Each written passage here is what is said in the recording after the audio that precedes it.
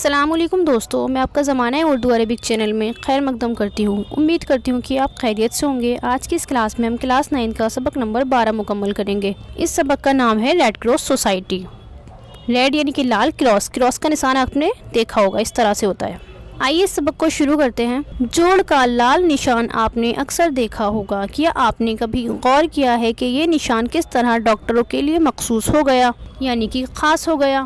اس سبق میں کس بارے میں بات ہو رہی ہے؟ اس سبق میں جوڑ کے لال نشان کے بارے میں بات ہو رہی ہے۔ کیا آپ نے کبھی غور کیا ہے کہ یہ نشان ڈاکٹروں کے لیے مخصوص ہو گیا، یعنی کہ یہ نشان جو ہے ڈاکٹروں کے لیے ہی کیوں خاص کیا گیا ہے، کسی اور کے لیے نشان کیوں نہیں خاص کیا گیا؟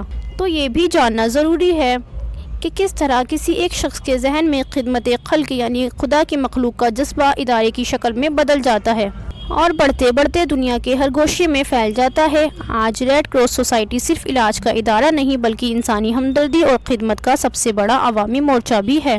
آئیے اس سوسائٹی اور اس کے قائم کرنے والے کے بارے میں بعض معلومات حاصل کریں، یعنی کہ اس سوسائٹی کے بارے میں کچھ انفارمیشن حاصل کر لیتے ہیں کہ ریڈ کراس سوسائٹی کیوں بنی۔ 100 سال پہلے کی بات ہے۔ اٹلی کے ایک چھوٹے شہر سلفینو پر آسٹریا کی طاقتور فوج کا قبضہ تھا۔ فرانس نے اپنے دوست ممالک کی مدد سے آسٹریا کی فوج پر حملہ کر دیا۔ بڑی خونریز لڑائی ہوئی۔ اب یہ کیا بتا رہے ہیں کہ 100 سال پہلے کی بات ہے۔ اٹلی کا ایک شہر ہے، اس شہر کا نام کیا ہے؟ سلفینو ہے۔ اب سلفینو پر کس کا قبضہ تھا؟ آسٹریا کی طاقتور فوج کا قبضہ تھا۔ اب فرانس نے کیا کیا؟ آسٹریا پر حملہ کر دیا اور پھر اس کے بعد بہت خونریز یعنی کہ جس میں بہت سارے لوگ کی جانیں گئیں، ایسی لڑائی ہوئی۔ صرف 15 گھنٹے کی لڑائی کے نتیجے میں دونوں طرف کے 40,000 سپاہی زخمی ہو چکے تھے، یعنی کہ دونوں طرف سے لڑائی میں 40,000 سپاہی زخمی ہو گئے تھے۔ اب لڑائی ہوگی تو دونوں طرف سے نقصان ہوگا جان مال کا۔ پورا میدان جنگ لاشوں اور زخمیوں سے اٹا پڑا تھا، یعنی بھرا پڑا تھا۔ لڑائی بند ہونے کے بظاہر کوئی آثار دکھائی نہ آتے تھے، یعنی کہ ایسا کوئی آثار نظر نہیں آ رہا تھا کہ لڑائی بند ہو سکے۔ لیکن بارش اور ہوا کا ایک طوفان آیا اور رحمت خداوندی نے فرقین کو جنگ بند کرنے پر مجبور کر دیا۔ پھر کیا ہوا؟ رحمت خداوندی یعنی اللہ کی رحمت کا ایسا طوفان آیا کہ کیا ہوا؟ لڑائی بند ہو گئی۔ انہی دنوں سلفینو میں فرانس کے کسی بینک کے ایک عہدیدار ڈین ہنری ڈونان بھی موجود تھا۔ وہ شہنشاہ فرانس نیپولین سے ملنے خاص سلفینو گیا تھا۔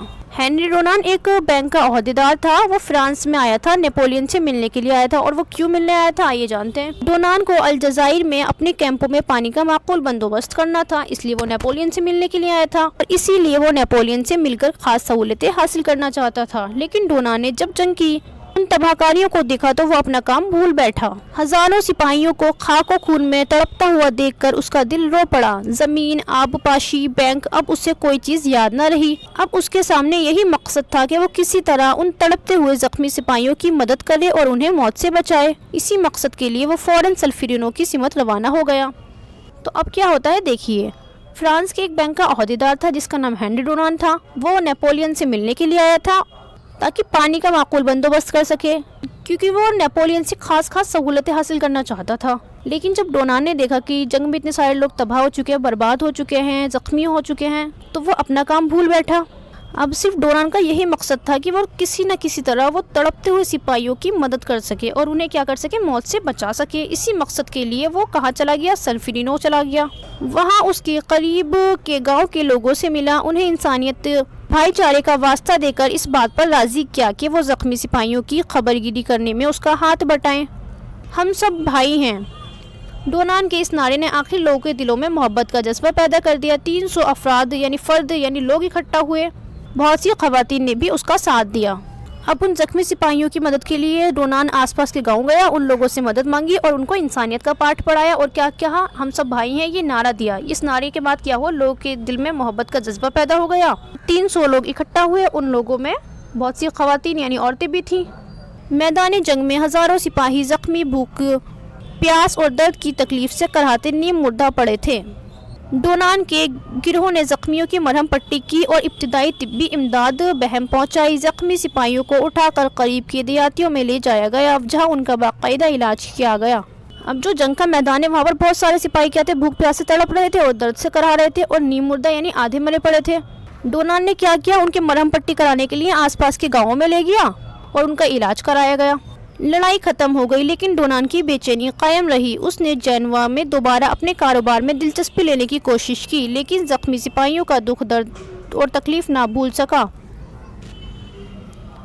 اب وہ ایک ایسی باقاعدہ تنظیم کا خواب دیکھنے لگا جو عالمی پیمانے پر زخمی سپاہیوں کی مدد کر سکے۔ تنظیم یعنی کہ سوسائٹی۔ اب کیا ہوتا ہے، لڑائی تو ختم ہو گئی لیکن ڈونان کی بے چینی ختم نہیں ہوئی، تو اس نے کیا سوچا، ایک ایسی سوسائٹی قائم کی جائے جس سے کیا کر سکے، ہم لوگ زخمی سپاہیوں کی مدد کر سکیں۔ 1861 میں اس نے سلفرینو کی یاد میں نامی ایک کتابچہ تیار کیا۔ کتابچہ بولتے ہیں مختصر کتاب، جو کتاب سے چھوٹا ہوتا ہے، اور اس کی ہزاروں کاپیاں چھپوا کر یورپ میں تقسیم کروا دی۔ اس کتابچے نے یورپ میں ایک تہلکہ مچا دیا۔ جنگ کے بھیانک نتائج کو پڑھ کر باشعور طبقہ چونک پڑا اور ان سبھی نے ایسی سوسائٹی کی ضرورت محسوس کی جو زخمی سپاہیوں کی مدد کے لیے معظم طریقے سے کچھ کر سکے۔ اب ڈونان نے 1861 میں کیا کرا، سلفرینو کی یاد میں کتابچہ چھپوایا، یعنی بہت ساری کتابیں چھپوائیں اور لوگوں میں تقسیم کروا دی۔ یورپ میں جب وہ کتاب پہنچی، لوگوں نے پڑھی تو لوگوں میں کیا ہوا، ایک تہلکہ مچ گیا، اور لوگوں نے کیا ضرورت محسوس کی کہ ہمیں ایک ایسی سوسائٹی کی بہت زیادہ ضرورت ہے جو لوگوں کا علاج کر سکے۔ ڈونان نے اپنے ساتھیوں کی مدد سے ایک کمیٹی بنائی۔ اس کمیٹی نے جینوا میں ایک کانفرنس بلائی۔ ڈونان نے اس کی کامیابی کے لیے انتھک کوشش کی۔ وہ لوگوں سے ملتا، انہیں کانفرنس میں شامل ہونے کی دعوت دیتا اور اپنے مقصد میں کامیابی کے لیے ان کی مدد مانگتا۔ اس نے ہزاروں خطوط دنیا بھر میں بھیجے۔ خطوط بولتے ہیں خط کی جمع۔ اس کی مخالفت بھی ہوئی لیکن وہ اپنی دھن کا پکا تھا۔ اب لوگوں نے کیا کیا، اس کی مخالفت کرنی شروع کر دی، لیکن وہ کیا تھا، اپنی دھن کا تو پکا تھا، اس کو جو کرنا تھا وہ کر کے ہی مانا۔ آخر اکتوبر 1863 میں کانفرنس ہوئی جس میں 17 ملکوں کے نمائندوں نے شرکت کی۔ جلسے میں سوسائٹی کے اغراض و مقاصد پر غور کیا گیا۔ اس کے بعد جینوا کی دوسری میٹنگ میں ایک تجویز منظور ہوئی، ایک عالمی قانون بنایا گیا۔ آج تک اس قانون کی پابندی ہوتی ہے۔ اس طرح ریڈ کراس سوسائٹی وجود میں آئی۔ تو اس طرح سے کیا ہوا، یہ ریڈ کراس سوسائٹی وجود میں آئی تھی جو زخمی سپاہیوں کی مدد کرتی ہے۔ 1864 سے ریڈ کراس کے افراد کو اسی نشان سے پہچانے جانے لگا، یعنی اس نشان سے اس کی سوسائٹی کو پہچانے جانے لگا۔ ریڈ کراس سوسائٹی اس طرح اپنے مقصد میں کامیاب ہوئی اور اس کی ترقی ہوتی گئی، لیکن اس کی کامیابی کے پیچھے ہنری ڈونان کی قربانی کا بڑا ہاتھ ہے۔ اب کیا ہوتا ہے، ریڈ کراس سوسائٹی تو قائم ہو گئی لیکن سب سے بڑا ہاتھ کس کا ہے اس کے پیچھے، ہنری ڈونان کا ہے۔ سوسائٹی کی وجہ سے وہ اپنے کاروبار پر توجہ نہ دے سکا، اس کا کاروبار تباہ ہو گیا۔ سب سے تکلیف دہ بات تو یہ تھی کہ ریڈ کراس سوسائٹی نے اس سے کچھ عرصے کے لیے نظر انداز کر دیا اور ڈونان کسی نامعلوم جگہ پر چلا گیا۔ 15 سال بعد سوسائٹی کا سالانہ اجلاس روم میں ہوا۔ اجلاس جاری تھا کہ صدر کو کسی اسکول کے ایک معزم کا خط موصول ہوا، یعنی حاصل ہوا، جس میں ڈونان کا پتہ درج تھا۔ سوسائٹی کے افراد نے یہ محسوس کیا کہ ڈونان کو قابل عزت جگہ دی جانی چاہیے، اسے نوبل پرائز دیا گیا، لیکن 15 سال کے اس عرصے میں اس کی صحت کافی گر چکی تھی، وہ دوبارہ صحت یاب نہ ہو سکا۔ آخر 1910 میں اس کا انتقال ہو گیا۔ اب کیا ہوتا ہے، 15 سال بعد سوسائٹی کا ایک جلسہ ہوتا ہے روم میں۔ اب جو روم کا صدر تھا اس کو کسی نہ کسی طرح معلوم ہو گیا کہ ڈونان کا پتہ کہاں ہے، تو اس نے کیا محسوس کیا کہ جو ڈونان ہے اس کو ہم عزت دینی چاہیے، اس کو پرائز دینا چاہیے، تو اس کو نوبل پرائز دیا گیا۔ لیکن جو 15 سال تھے، 15 سال میں ڈونان کی صحت بہت بگڑ چکی تھی، تو وہ دوبارہ ٹھیک بھی نہیں ہو سکا، اس لیے اس کا 1910 میں انتقال بھی ہو گیا۔ ریڈ کراس سوسائٹی انسانی کی خدمت میں آج بھی اس طرح کام کر رہی ہے۔ یہ سوسائٹی دنیا کے ہر ملک میں قائم ہے۔ کہیں سیلاب آ جائے، قدرتی آفات میں انسانی زندگی کا نقصان ہو جائے یا قتل و خون کے واقعات ہوں، ہر جگہ ریڈ کراس سوسائٹی کی شاخیں انسانی خدمت کا اعلیٰ ترین نمونہ پیش کر رہی ہیں۔ آئیے اس کے سوال جواب مکمل کر لیتے ہیں۔ سوال نمبر 1، ہنری ڈونان نیپولین سے کس مقصد سے ملنے گیا تھا؟ اس کا جواب ہوگا، ہنری ڈونان نیپولین سے مل کر پانی کے معقول انتظام کے لیے خاص سہولیات حاصل کرنا چاہتا تھا۔ سوال نمبر 2، ڈونان کو ریڈ کراس سوسائٹی قائم کرنے کا خیال کیوں پیدا ہوا؟ اس کا جواب ہوگا، ڈونان نے جب آسٹریا اور فرانس کے درمیان ہوئی جنگ کی تباہ کاریاں دیکھیں تو اسے ریڈ کراس سوسائٹی قائم کرنے کا خیال آیا۔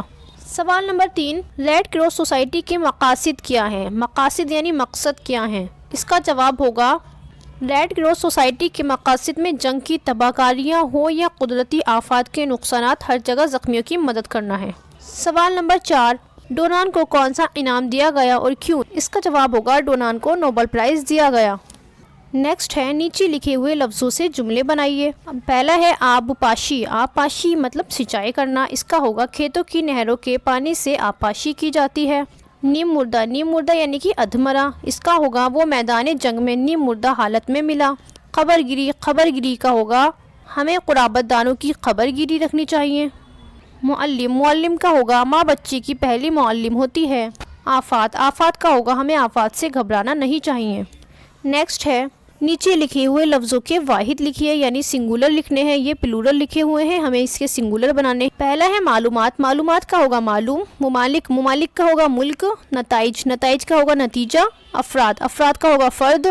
مقاصد، مقاصد کا ہوگا مقصد۔ نقصانات، نقصانات کا ہوگا نقصان۔ خطوط، خطوط کا ہوگا خط۔ خدمات کا ہوگا خدمت۔ آفات کا ہوگا آفت۔ نیکسٹ ہے نیچے لکھے ہوئے لفظوں کے متضاد لکھیے، اپوزٹ لکھیے۔ دکھ، دکھ کا ہوگا سکھ۔ زندگی، زندگی کا ہوگا موت۔ جنگ، جنگ کا ہوگا امن۔ مردہ، مردہ کا ہوگا زندہ۔ مخالف، مخالف کا ہوگا موافق۔ خوشی، خوشی کا ہوگا غم۔ ہمارا سبق مکمل ہوتا ہے، ملتے ہیں آپ سے نیکسٹ کلاس میں۔ Thank you for watching.